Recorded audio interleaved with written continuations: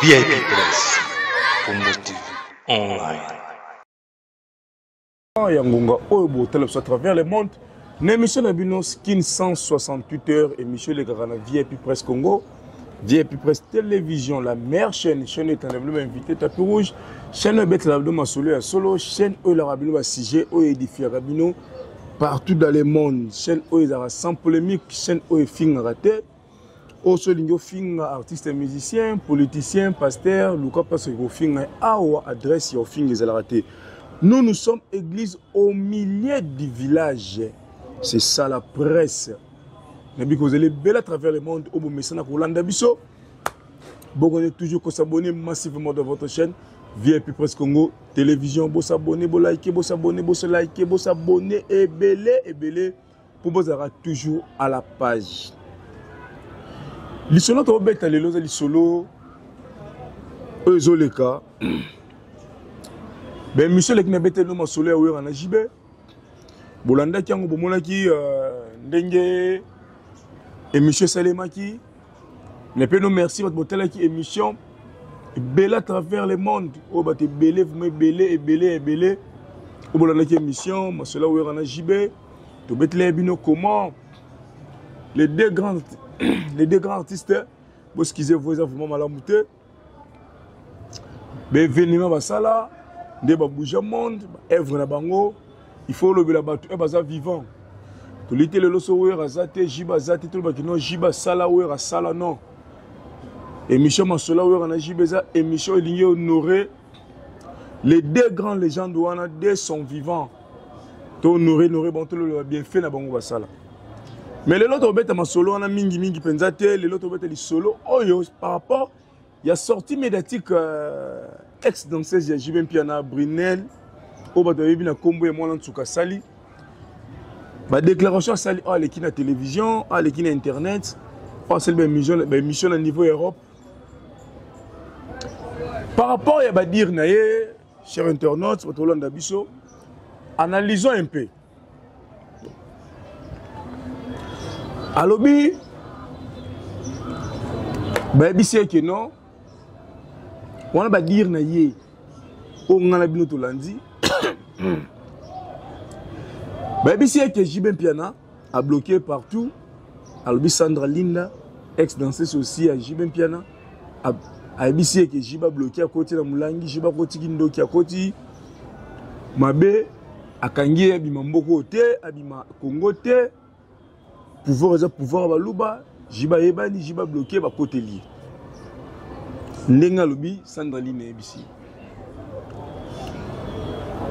APC numéro Koffi Olomide a bengi Koffi APC numéro Koffi Olomide ya combien Koffi Olomide te maman numéro Koffi Olomide e bengi numéro Koffi Olomide bengi nani ya bengi Koffi Olomide to batu ya Koffi Olomide abika numéro Koffi Olomide e bengi.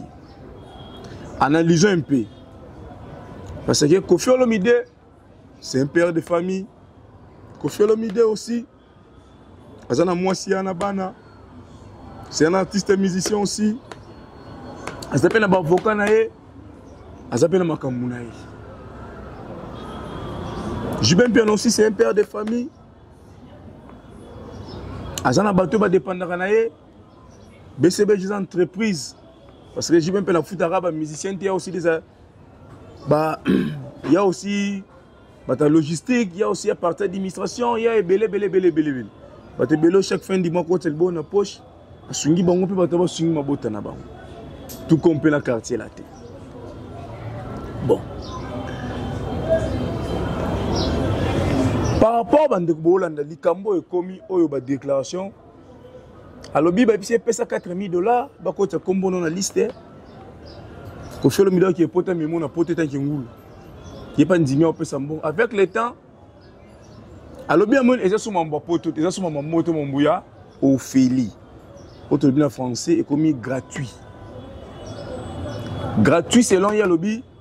Koffi Olomide Yalobi. Vraiment, j'y base ma bête. Azapena ma bête. Ba côté la caille pas maman comment maman va t'inviter à côté la caille ba côté la caille non mais mon poto okende kufunda faut funda bakangai. Donc c'est là bas dire yaye que Kofi Olomide ndimi alors le dossier à $4,000 pour akende poto akende kofunda. Bon. Ben mission, moi personnellement dans mon émission non azwa opportunité yamba Kofi Olomide non azwa opportunité yamba JB Mpiana. Mais avec le temps dans quelques jours, j'aurai l'opportunité yamba JB Mpiana yamba pa Kofi Olomide ba question peut te retourner un peu bon. Pena retournera bon. Kofi Olomide ba mission Belal le kaka. Ce que tu n'y es question, tu yoki yo boyo boyo. Pour na yé alobarara, na yé bité na za innocent ba kosenga makam. Au moins je me trompe. Nanu na yoka Kofi Olomide na émission andimati likamo ebina komo na bike oui ezape bon. Nanu na yoka ti. Au moins na mikosi. Na loba on a conditionné nga personnellement Christian Zezano na yoka ti. Je sais pas si bande ko mususu ba yoka likamo ebini Kofi andimi ke oui ezaki nga. Mais na kine ngo bongano na okati via za la rara ba koselinga nazana raison nazana tort nebe le côté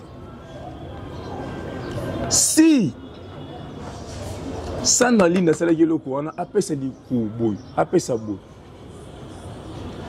comme conseil ngana roloba Sandrine Kofi Olomide des anciens patrons, JB Mpiana des anciens patrons, au béton à des organismes. Pourquoi rechercher que tu as les deux personnes là, n'a pas de confusion, tout dans le kilo comme au bout. Aujourd'hui, Kofi Olomide ceux qui vont appuyer moi noyo, moi en tout cas, bakanga JB Mpiana. Yo gagné ni, étant que Kofi Olomide yo Sandrine yo gagné ni. To JB Mpiana yo béton à pototé. Charge azana bango ba musicien ne bango to azana bango tout na nani ozula ngo point d'interrogation to charge abana na point d'interrogation. Il faut éviter ça. Bruno tu as mon antuk. Tu peux tout crier. JB Mpiana za papa moi na yo. Abotino moi. Comme on a l'impression qu'en Europe la personne qui yo regarde toujours sa projet c'est JB Mpiana. Aucun de gauche droite pour chercher les malheurs de JB Mpiana. D'après tout JB Mpiana, c'est le papa de ton fils. Monozanéon. Pourquoi aller ailleurs chercher des problèmes qui n'ont au Luka Oya Tindoboy, Oya Luka Tindoboy, Oya Luka Tindoboy, Tindoboy. Pourquoi? Est-ce que la déclaration au lobby pour la Kofi Olomide, c'est vrai ou c'est faux? Parce que au déjà atmosphère Oyo. Wenge bese oyo déjà wenge na caractère latin clan wenge en général na caractère latin to yebi déjà bon matin atmosphère eurenia déjà bon na katwa est-ce au yebi makam ozoluka tu as des preuves aujourd'hui sur Kofi Olomide saisir justice au l'accès des preuves que hier andimia memo na porte pour aucune reporter JB Mpiana jibaza mabia ba côté laki ba non ba côté la JB Mpiana ah to JB Mpiana le so ba saisir Kofi Olomide la justice. Alors c'est des preuves bateau ba côté là qui a pour besoin la maman à côté là qui comment maman na botangi tout ça n'a été de droit dans mboka na biso aux à la riche aux à la pauvre nous tous devant justice comme à pied d'égalité aujourd'hui Congo est sous Congo kalaté nana beau-frère aza colonel nana beau-frère aza magistrat nana beau-frère aza général nana beau-frère non eux à Congo nati le Congo ezali même si aux a mutu teka makasu na wende. Si vous avez un problème, ministre en a tort, c'est l'état des droits qui domine aujourd'hui dans notre pays. Est-ce que tu es sûr dans ma propos au ministre? Bande retour analyser. Parce que tout n'y est question moi journaliste ça n'a pas tout qui. Nani a bengi au numéro. Est-ce que comme numéro Kofi place où on a plutôt que de raisonnement. Oh, Sandra, tu as un numéro maman est béni. Numéro est béni Kofi, et qui voit Kofi, place à nous répondre. Oh, numéro est béni. Ils ont dit Kofi, et nous sur les papa Kofi. Nabi voit papa Kofi. J'ai des messages, à ce moment-là, même de quoi on a c'était. Il y a certaines choses il faut vraiment éviter. Mais le dossier de Lango, avec le temps, tu bêta ma solo, il y a importance, tu bêta ma solo, bêta bêta. Tu as un peu analysé na bande ko Hollanda. Tu analysé pe na ba dire ya mon en tout cas, ba propos na teni. Oh teni ki émission l'équipe pardon. Que Kofi Olomide de Tindaki. Ils ont dit Kofi au Kofi Olomide. Selon Yabi c'est Kofi Olomide. Pour pas qu'on aille bien peine na poto. Quant à nous VIP presque le bien habitude que Kofi, to Kofi té, to côté le mutu, to analyser kaka, tout est fait. Tout est les pour et les contre. Parce que Kofi pas koufaté. Il est vivant, Kofi pas zababaté, il parle. Kofi pas chargé de communication né. J'ai bien peine à koufata zali. J'ai même pas chargé de communication avec une équipe né. Nous voulons la paix dans le domaine de l'artiste. Nous voulons que l'artiste est moutou. Nous voulons que sujet en actualité. Moi, en tout cas, JB Mpena, c'est le père de ton fils. Si tu as un problème avec JB Mpena, va chercher JB Mpena ou va chercher la famille de JB Mpena. Ça sera mieux. Toi, tu penses que si on n'a pas Kofi, on peut une solution pour moi, on a JB Mpena. Parce que hier, mon Kofi avec JB Mpena, parce qu'on l'a raté. Vraiment analysons. Est-ce que c'est vrai qu'on fait bien qui ou c'est faux? Point d'interrogation. Intégralité totale de l'émission sous ligne épaisse. Merci de nous soutenir à travers le monde. Merci d'abord dans notre poto. Merci à Bobo Semlov. Merci à Miss Bijou du Congo. Merci à Balagnon sur les États-Unis, Canada. Merci à la Belgique. Merci à Moses Maïni dans la Intendance. Merci à tout le à travers le monde. L'émission de 1568. Bon liker, bon s'abonner, bon liker, bon s'abonner, bon liker, bon s'abonner. Nous servons un Dieu vivant. Nous prions un Dieu vivant. Le véritable Dieu.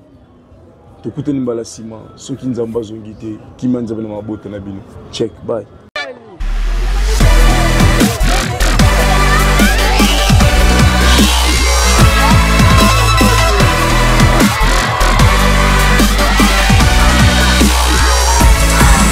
VIP Press Congo TV online.